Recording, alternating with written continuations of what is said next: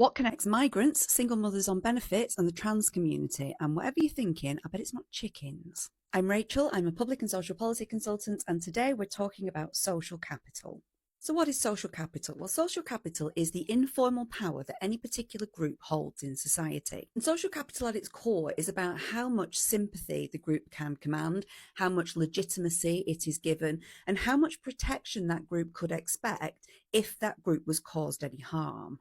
Groups with low social capital can be punished without much public resistance or even with public support because we've been primed not to defend them. Put another way, social capital is where we all sit in the pecking order. Now, the term pecking order comes from studies of farmyard chickens. When they were studied, researchers found that hens instinctively form social hierarchies and that they do this through literally pecking at hens or chickens that they knew would not receive sympathy from the rest of the flock and that they could get away with punishing. It's where we get the term pecking order, and it's exactly what we do with groups in our human societies with social capital. And just like we study chickens, we also study humans, and through studying our attitudes towards social policy and welfare in particular, theorists have been able to develop a list of who we rank as deserving of support or not deserving of support. So at the top, we have pensioners and war veterans. Just below pensioners, we have people with physical disabilities, so disabled people with disabilities that we can see. Below visible disability comes invisible disability. So while people with invisible disabilities do have some social capital, they do rank slightly lower than people with physical disability. Just below people with invisible disabilities are people on low incomes but who are working. Like, fair enough, they're on a low income, so they might deserve a boost up, but at least they're putting a shift in. Below people on a low income are people who are unemployed but trying to find work. And below them is where we really start to see social capital plummet. And the groups I want to talk about a little further are single mothers on benefits, migrants and people from abroad, and the trans community. At the moment, these are groups who are right at the bottom of our social capital hierarchy, or the bottom of the pecking order. Now, just like chickens, this order of social capital appears instinctive. However, unlike chickens, these views are manipulated. The first ingredient is visibility, and it doesn't necessarily mean that some groups are far more visible than others, although that is true. It's the way in which they're visibly presented to us as a society. So their struggles appear in documentaries and charity campaigns, and the visibility that we're presented with when it comes to these groups is designed to spark empathy.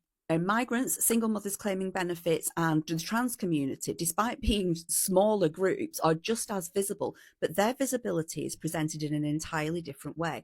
They're presented as a problem and not a group that we need to support or sympathise with.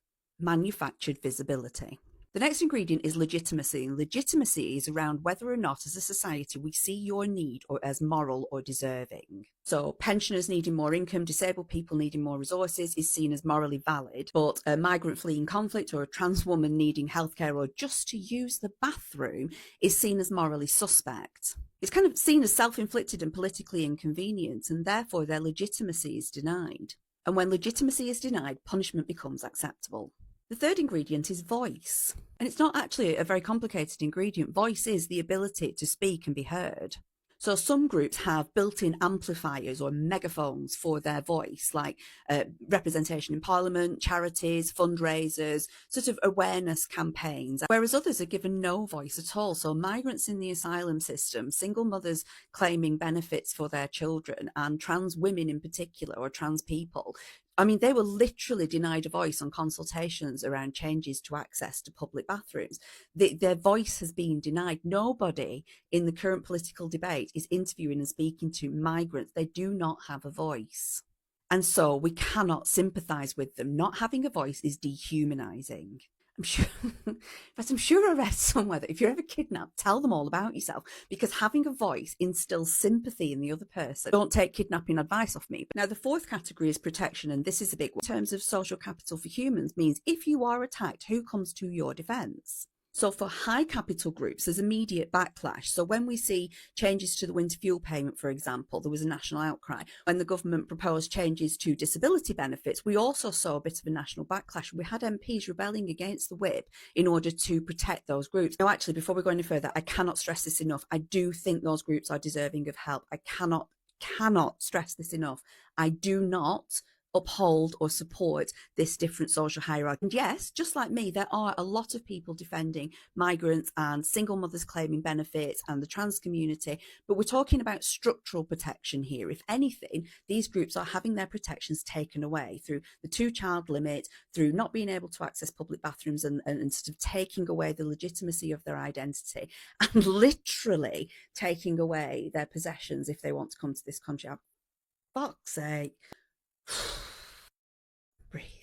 Now, all of these ingredients build social capital or deplete social capital. And as I say repeatedly, our policymakers know this and use this insight to manipulate our views, to manipulate and uphold this social capital hierarchy or sort of deservingness hierarchy that we have, particularly in the UK. This is why learning public and social policy is so freaking important. You really don't have to go far to see this manipulation in practice. So if you look at the stories in the media around migrants and immigration, immigration is not the problem that we have, and yet it's all we talk about. The visibility has been amplified massively, but is done so only and exclusively through a negative lens. And this narrative is repeated so frequently, so commonly, and so over such long periods of time that the treatment and the mistreatment of migrants has become socially acceptable. If the government didn't know this, they would never, ever, ever have proposed taking a migrant's possessions in order to pay for their help. One of the most disgusting suggestions that policymakers have made in probably the last 100 years. How do ideas like this even get out of the policymaking room? Because of social capital and deservingness theory, because they know they can get away with it. Their chickens know which ones they can peck, because the rest of the flock is not going to come to their rescue. In fact, the rest of the flock is going to think, great, peck-a-doodle-doo, we're going to start going for those chickens. Peck-a-doodle-doo. We see the same with single mothers claiming benefits. You know, Little Britain made jokes about it. I can't remember what the character was called, but she said something. I remember the joke being something like she got 6 children by 7 different dads and that she just does it to get benefits. We've legitimised pecking away at this group so much that it appears in one of our nation's favourite comedies. Fucking disgusting. And then we have the trans community also sitting at the bottom of this social hierarchy. Their identity is delegitimized through negative visibility. So all of the ingredients that we've been talking about in this video, it's the perfect example is the trans community. They're seen as nothing other than a problem. Their identity is seen as morally suspect, as chosen. They're seen as threatening. They're denied access to spaces. And people are actively campaigning to cause this group harm. How I'm going to edit this video. There's so many rounds.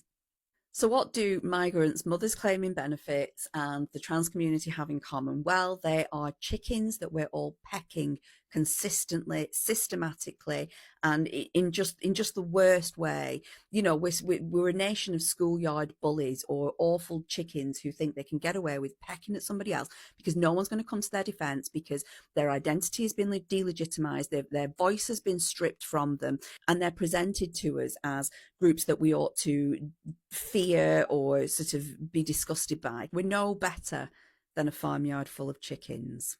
We need better policy.